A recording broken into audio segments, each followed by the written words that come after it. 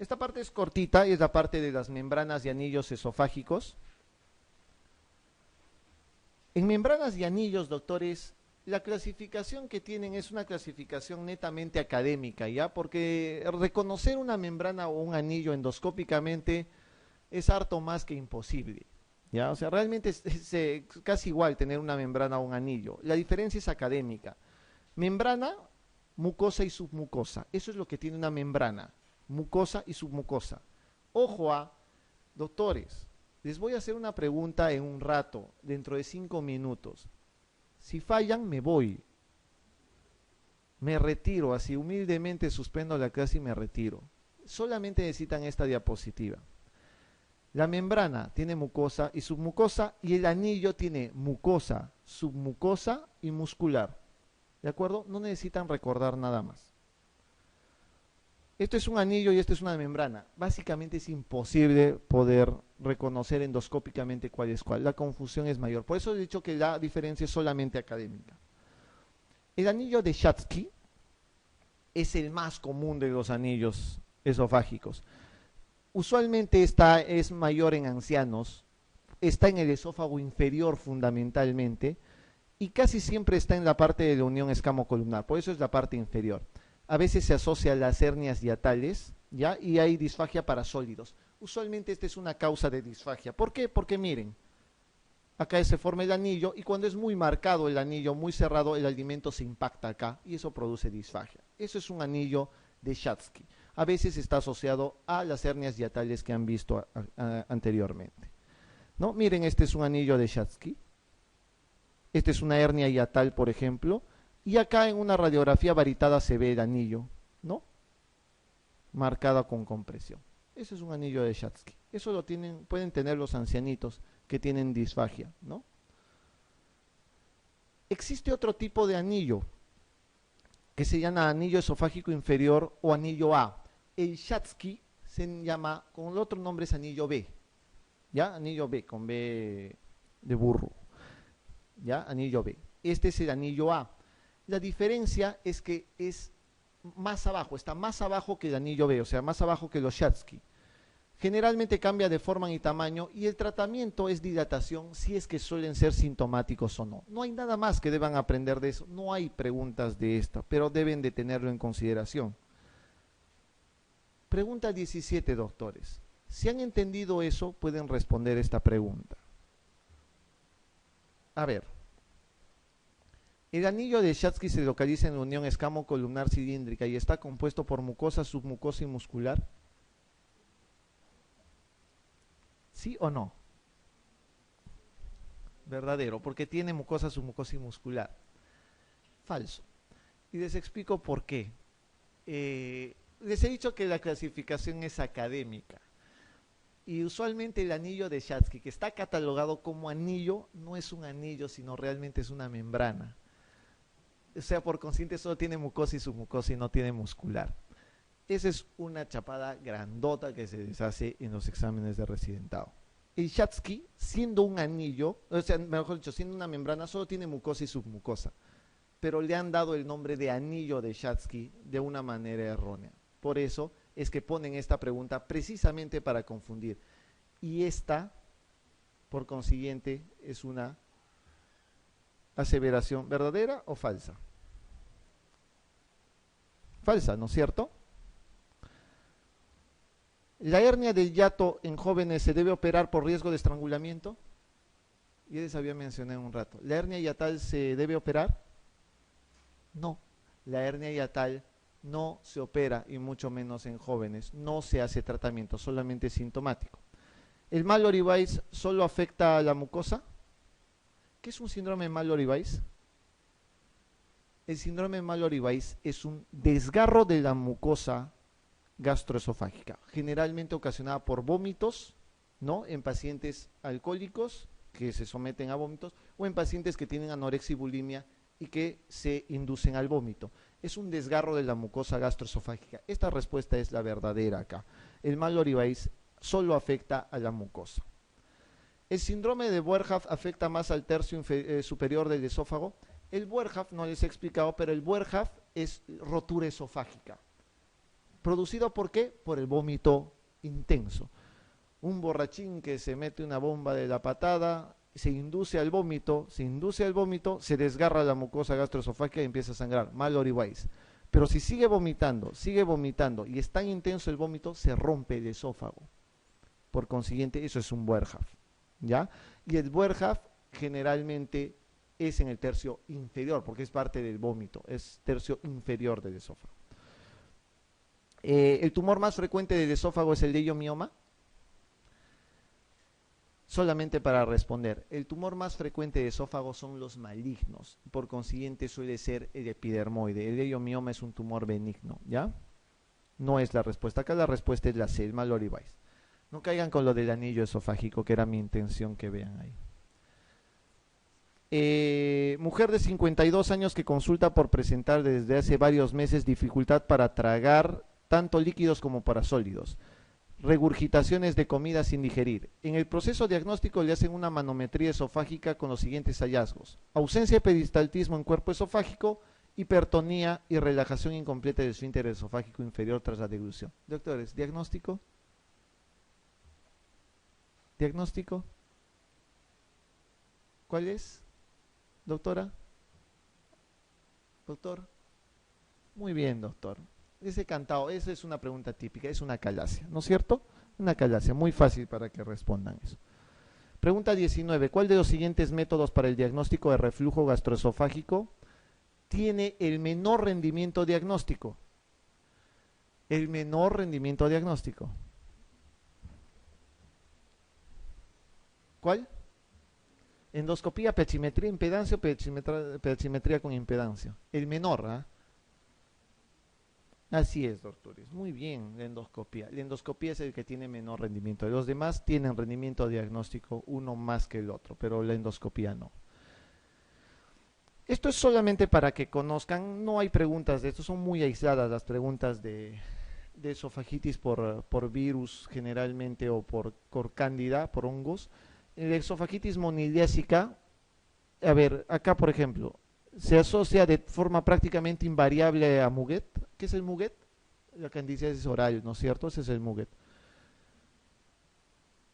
¿Qué dicen ustedes? ¿Se asocia invariablemente a Muguet?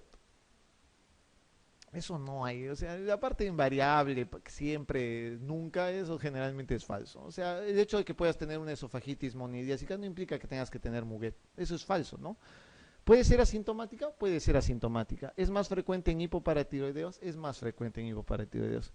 ¿Es más frecuente en pacientes con lupus? También es más frecuente en pacientes con lupus. ¿Y las cáusticas las favorecen? Obviamente, les he dicho, en esofagitis cáustica puede haber invasión, igual que en acalasia, ¿no es cierto? Obviamente acá la respuesta es la A, no se asocia invariablemente a Muguet. Acá es solamente una pregunta aislada, se las voy a poner, no es una pregunta que yo creo que acá no les van a hacer una pregunta como esta, es una pregunta del examen MIR, pero encuentran eso, una endoscopía o esofagogastroscopía en un paciente inmunocompetente. La mucosa muestra ulceraciones superficiales, coalescentes, fibrinosas y células de los bordes de la célula muestran degeneración balonizante e inclusión eosinófila intranuclear. Esa es una pregunta bien fea, porque tienen que conocer la histología de la patología en este caso. Cualquiera de estas, Citomega, Steven Johnson, herpes, Bechet, cualquiera de esas puede dar ulceraciones superficiales y coalescentes y fibrinosas en esófago, cualquiera. Se parecen un montón.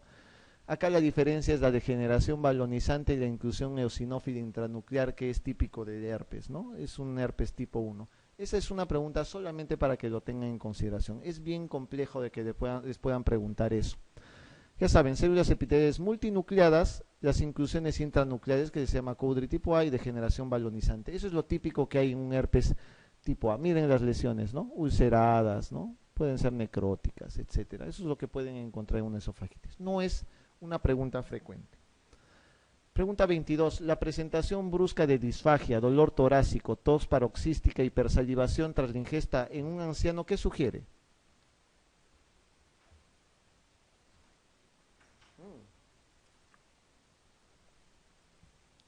¿Qué les parece? En un ancianito, a ver. que tenga dolor torácico, disfagia y tos paroxística, con hipersalivación. ¿Qué le pasó? Eso es típico en las emergencias en los hospitales.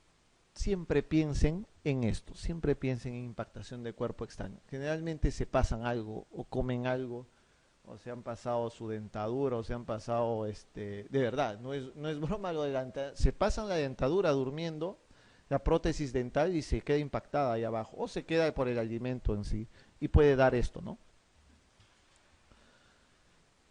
En estómago voy a hablar rapidito de lo que es úlcera, de la parte ulcerosa. Recuerden que las úlceras pueden ser gástricas o duodenales. Primera pregunta de examen, ¿cuál es más frecuente? ¿La duodenal o la gástrica? La duodenal. Eso es lo primero que deben de saber.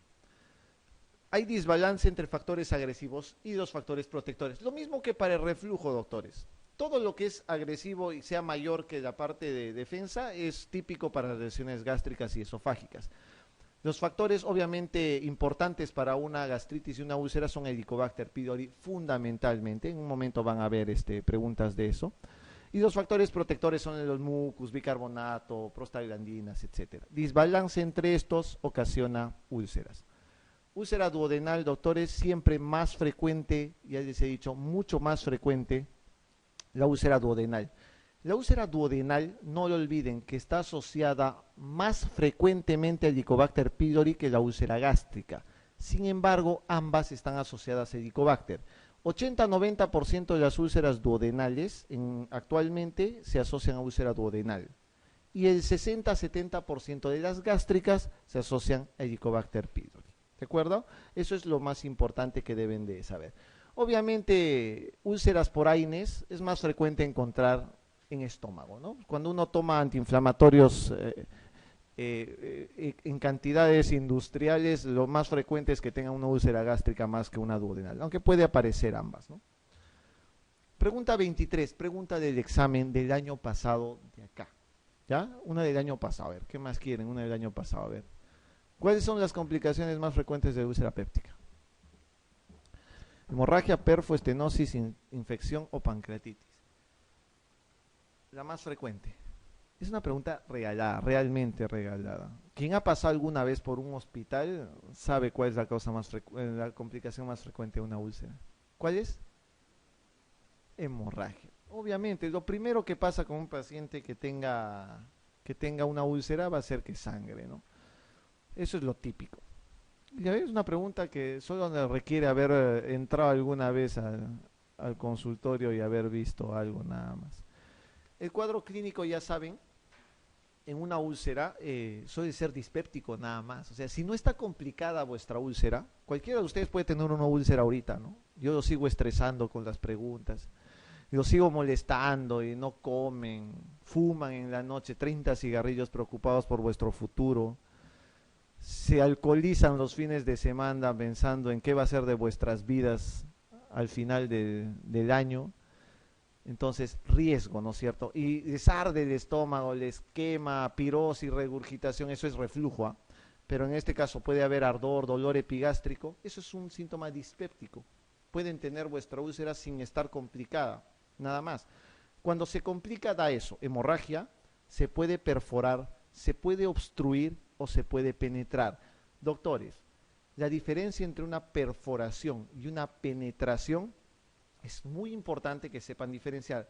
La perforación es hacia la cara anterior, siempre hacia una cara libre, ¿ya? Eso es una perforación. La penetración es cuando se perfora, entre comillas, pero hacia la cara posterior o hacia un órgano fundamentalmente. Y en este caso el órgano más afectado en penetración es el páncreas. Por eso es que hay una alternativa de pancreatitis aguda en una de las alternativas, ¿no? Es una penetración. Y la obstrucción es lo menos frecuente, ¿ya? La obstrucción es lo menos frecuente. La estenosis es la complicación menos frecuente de las cuatro. En orden son hemorragia, la más frecuente, luego perforación, luego penetración y luego estenosis o obstrucción. Esto es lo que pasa, ¿no? Miren, cuando se perfora una úlcera, por ejemplo, ¿no? Esto es cuando hay hemorragia, solamente sangran los vasos, nada más en este caso. Doctores, no olviden qué es una hematemesis y qué es una melena. Esto es una melena. Heces negras, brillantes, pastosas y malolientes. Esto es melena. Eso es una hemorragia digestiva alta. La hematemesis es un vómito con sangre básicamente, ¿no? Si las heces son negras y son formadas, no es hemorragia digestiva alta. ¿Ya? Puede ser una pseudomedena porque han tomado bismuto, porque han tomado hierro, básicamente puede ser. Son causas de pseudomedena. Esto sí es típico de una hemorragia digestiva alta. Esto es algo que deben de saber, la clasificación de Forrest, doctores. Los tipo 1 son sangrado activo, solo para que recuerden, sangrado activo al momento de la endoscopia, 1A y 1B. 1A cuando es a chorro, 1B sangrado en napa. El 2 es cuando hay estigmas de sangrado reciente, eso es el tipo 2. 2A cuando ven un vaso visible, el 2B cuando hay un coágulo y el 2C cuando es una mancha oscura, una mácula plana. El 3, que es el más fácil de acordarse, es fibrina limpia, el fondo limpio nada más. No olviden esas cosas. 1, sangrado activo. 2, signos de sangrado reciente. Y 3, fondo limpio. ¿De acuerdo? Para que vean gráficamente esto es mejor. Este es un sangrado Forrest 1A. Miren, este es un sangrado a chorro. Acá hay una úlcera y sangra prácticamente como un disparo. Eso es una 1A, sangrado a chorro. El sangrado en napa es esto, en napa o en capa, como babeo, como saliveo, simplemente resumante, nada más, es el nombre correcto. Es una úlcera y este es un Forrest 1B, el otro es a chorro. Esto es una úlcera con un vaso visible, ese es un Forrest 2A. El Forrest 2B es un coágulo adherido, nada más que un coágulo. A diferencia del 2A, que es un vaso visible, acá hay un coágulo, eso es 2B. Si ustedes limpian este coágulo, ese 2B se puede convertir en 1A, en 1B, en 2A, o si tienen suerte en 3. Pero eso es un 2B, un coágulo adherido. El 2C es cuando hay una mancha oscura, simplemente es un signo de sangrado reciente, pero no hay ni vaso y no hay coágulo, o sea, es una mancha oscura nada más ahí. Y el 3 es esto, recontra limpio. Simple, ¿no? Más fácil para que lo recuerden. Pregunta 24. La mayor incidencia, a ver, con respecto a la úlcera gástrica, ¿la mayor incidencia se observa en la sexta década de la vida? ¿Qué les parece? Sí, usualmente suele ser mucho más frecuente en esa época. La hemorragia aparece en alrededor del 25% de los pacientes. Esas preguntas de porcentajes, perdón, son realmente fatales. Sí, la respuesta es sí. Más o menos la hemorragia aparece en el 25% de pacientes. No aparecen más. ¿La cicatrización completa garantiza la naturaleza benigna de la úlcera? Eso es falso. Doctores, el hecho de que cicatrice una úlcera o que disminuya de tamaño en un momento no te garantiza al 100% que esa úlcera sea benigna. Puede ser un cáncer simplemente. ¿Ya? Entonces, esa es la incorrecta. ¿Es raro observar una úlcera gástrica con acloridia tras administración de pentagastrina? Bueno, sí, ¿no? ¿Las úlceras gástricas benignas se localizan solo en raras ocasiones en el fundus? Sí, son raras ocasiones. Más frecuentemente las úlceras son en antro y curvatura menor, ¿no?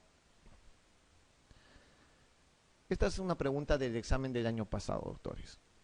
En la enfermedad ulceropéptica es indicación para realizar una vagotomía ultraselectiva. ¿En qué casos? ¿En qué casos se opera una úlcera péptica, en otras palabras? Actualmente el tratamiento de una úlcera casi no es quirúrgico. Menos chamba para los cirujanos, no sean cirujanos. Menos trabajo para los cirujanos. Usualmente el tratamiento es endoscópico. ¿Pero en qué casos se debe operar? Cuando hay atonía, cuando hay estenosis, cuando se perfora. Acá estamos hablando de vagotomía ultraselectiva. Si estamos hablando de vagotomía ultraselectiva, estamos hablando de tratamiento de úlcera nada más. La vagotomía, perdón, les voy a mencionar así. La perforación se tiene que operar, sí. O sea, está perforado, se debe operar, pero no vas a hacer una vagotomía. Pues. La vagotomía es para simplemente para reducir el estímulo del ácido gástrico, nada más. O sea, es un tratamiento de úlcera. Pero si está perforado tienes que hacer antrectomía, tienes que llevarte todo el antro. Esa es una diferencia. ¿Cuándo se hace vagotomía ultraselectiva? Realmente cuando hay un sangrado persistente. A pesar del tratamiento endoscópico, el paciente sangra y sangra de nuevo en una tercera ocasión, ese paciente tiene que ir a vagotomía ultraselectiva, necesariamente. Pero si se perfora, no va a vagotomía, va a antrectomía, pero también va a cirugía, ¿ya? La úlcera péptica se perfora más frecuente a, esta es una pregunta del 2007 de San Marcos, ¿a dónde se perfora más frecuentemente? Perforación, ¿ah?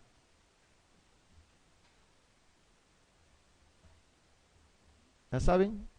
Lo más frecuente es que se perfore hacia el lugar donde es más frecuente que exista una úlcera. Para empezar, ¿dónde es más frecuente? ¿Estómago o duodeno? Duodeno, ok, entonces va a ser en duodeno. Para empezar, ¿en qué cara es más frecuente que haya una úlcera? En cara anterior de duodeno. Entonces, ¿dónde se perfora más frecuente? En cara anterior de duodeno.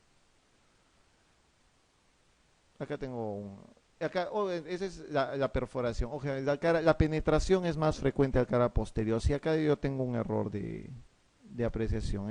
Acá la respuesta es la C. A cara anterior es la perforación más frecuente y la penetración es a cara posterior. ¿Sí? El error acá es mío.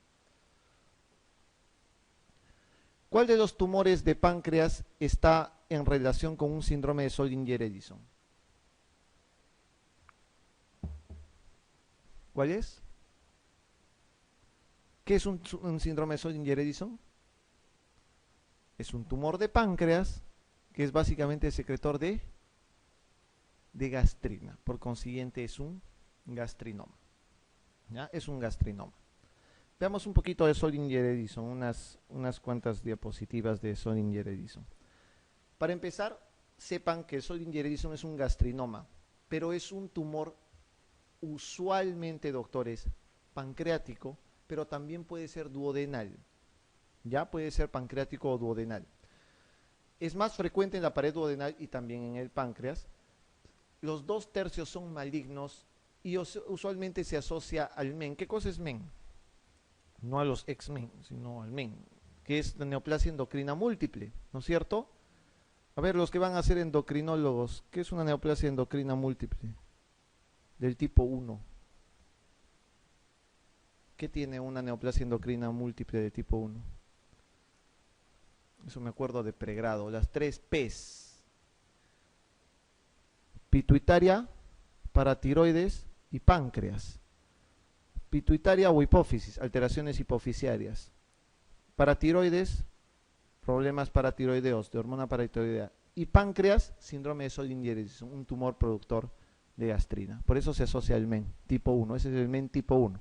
Recuerden que hay MEN tipo 2A, 2B, no se olviden de eso. ¿Ya? Para los que van a hacer endocrino, ya pues los endocrinólogos. Pregunta 28. ¿Cuál de los siguientes fármacos resulta más útil en el tratamiento de los pacientes con Zollinger-Ellison?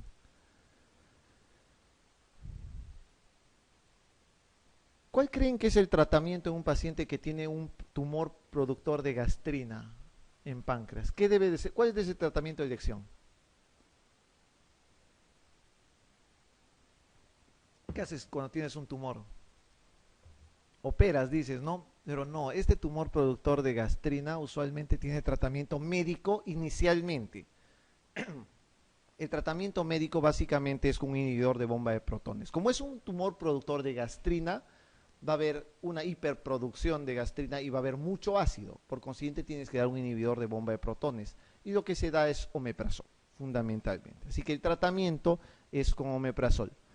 Obviamente, doctores, el tratamiento de omeprazol no es un tratamiento como el de una úlcera común y corriente. Recuerden que el tratamiento de las úlceras puede ser 20 miligramos cada 12. Acá se da hasta 60 miligramos por día. ¿De acuerdo? En el Zollinger-Ellison. Doctores, algo que quiero que recuerden eso. El tratamiento final de un Zollinger-Ellison puede ser quirúrgico. Puede ser, si es resecable o no. Usualmente los Zollinger-Ellison suelen ser múltiples, por eso es que no se resecan y por eso se da tratamiento médico de inicio. Pero el tratamiento curativo podría ser una resección.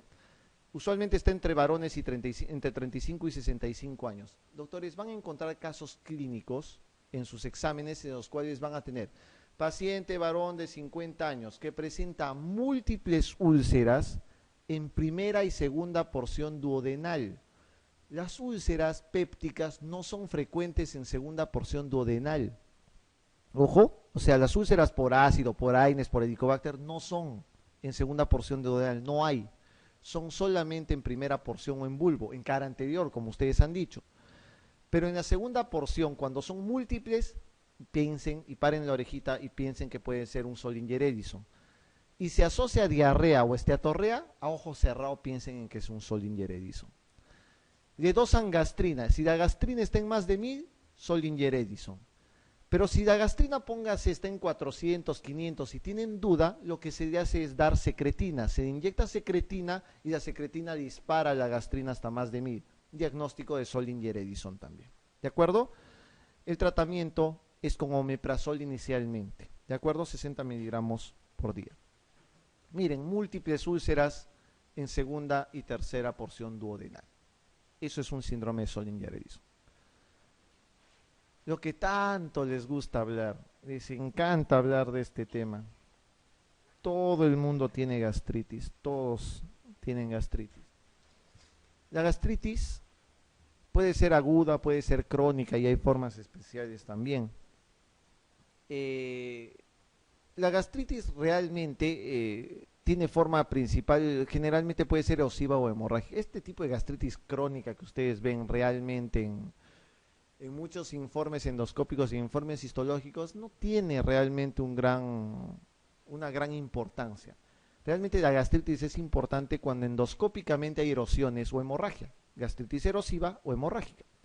Cuando hay gastritis crónica, ni se preocupen, doctores, no hay nada, o sea, simplemente es infiltración crónica de la pared por cualquier factor lesivo que han tenido. Etiológicamente, el estrés, como les he dicho, ocasiona gastritis. Los tóxicos, cualquier tipo de fármaco ocasiona gastritis y el Helicobacter también ocasiona gastritis. La gastritis crónica es inflamación crónica de la mucosa gástrica, eso es lo que les he dicho, ¿no? Hay que preocuparse discretamente cuando hay atrofia, porque la atrofia continúa con metaplasia y la metaplasia continúa con displasia y la displasia termina en cáncer. O sea que cuando encuentran una gastritis crónica atrófica, realmente a partir de ahí sí deben controlarse. Si es una gastritis crónica simple, no hay problema. La metaplasia es el cambio de epitelio. Después de la atrofia viene la metaplasia. Después de la metaplasia viene la displasia. En la displasia hay leve, moderado, severo y después es cáncer. Así es el orden que debe de seguir la evolución de una gastritis al cáncer. Si no, no hay evolución. Los tipos de gastritis existen dos tipos. Para los que no sabían, hay una gastritis del tipo A y otras del tipo B. Esta gastritis del tipo A generalmente son corporofúndicas, ¿de acuerdo? Son de cuerpo y fondo. Y generalmente son autoinmunes. No se olviden, A va a venir de autoinmune, para que recuerden bien eso. Generalmente son autoinmunes, por consiguiente habrá anticuerpos, anticélulas parietales y antifactor intrínseco. Por eso son autoinmunes y son de fondo y cuerpo. Puede haber hipergastrinemia reactiva hipocloridria. Pero el tipo B es la que ustedes suelen tener. Eso es lo más frecuente. El tipo B es el que está asociado al Helicobacter. Está en jóvenes y en la mayoría de los ancianos. O sea, realmente ese es el más frecuente. El tipo B, la gastritis del tipo B. Y ese sí puede predisponer a tener un cáncer o un linfoma mal de células T. Esa es la diferencia entre una gastritis tipo A y tipo B. ¿De acuerdo? Pregunta 29. Respecto a la gastritis del tipo B, que es la que nos interesa saber, ¿cuál es lo correcto? ¿Es la forma más frecuente de gastritis crónica? ¿Sí? Sí, ¿no es cierto? ¿La incidencia aumenta con la edad? Sí, les he dicho que en ancianos es más frecuente. ¿Fuerte asociación con el Helicobacter? Sí. ¿En jóvenes afecta al fondo?